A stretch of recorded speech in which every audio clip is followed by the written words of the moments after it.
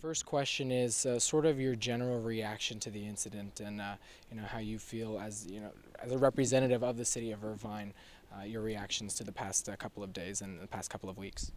Well, my reaction as a representative for the city of Irvine is, sadness. I mean, there's just a lot of tragedy here. As a member of law enforcement, I think I speak for all of us when we say this is a horrific chain of events.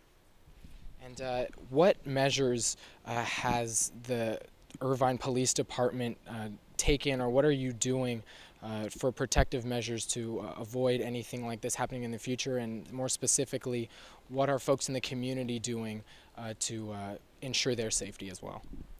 Well, like many agencies in Southern California, the Irvine Police Department has increased our staffing, and then there's two reasons for that. One, because we have some increased field presence, increased visibility, including increased security here at the Civic Center, obviously for the well-being of our employees and also the media that's present here. But in addition to that, we also have a city that requires police services, and we're not depleting those police services. We're continuing to provide the same level of police services as before the event. And are there any specific changes that you can talk about in terms of before and after what the department is doing in terms of staffing, in terms of how you're deploying different units?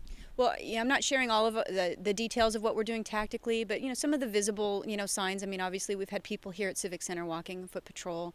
Our motor officers have redeployed today in vehicles, which makes them a more versatile mobile force. Just some items like that.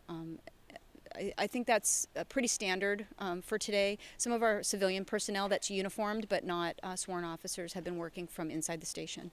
And there's been, in the past couple of days, a lot of information that has been presented on all sides, from the police department, from the media, from witnesses, from all kinds of people, and some of it has been just kind of all over the place. What have you guys been doing to sort of try and ensure that the information that's being sent out to the public is the most accurate?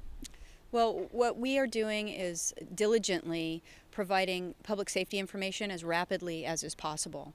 Regarding the details of our investigation, we aren't providing any unless they are of public safety concern. I understand that people want to know and they're very interested in the story.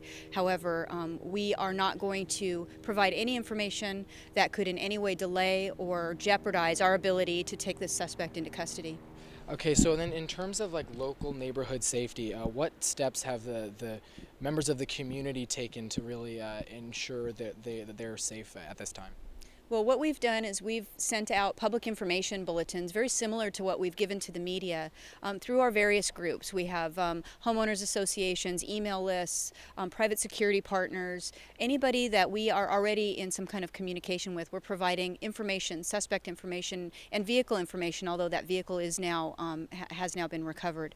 And our purpose to do that is we want the community to feel assured that we're providing information to them, but also to be vigilant and let them know that this is a very dangerous situation, and should they see this man, it's a 911 call. We want to make sure that they're remaining aware of their surroundings and that they know not to approach or to in any way endanger themselves.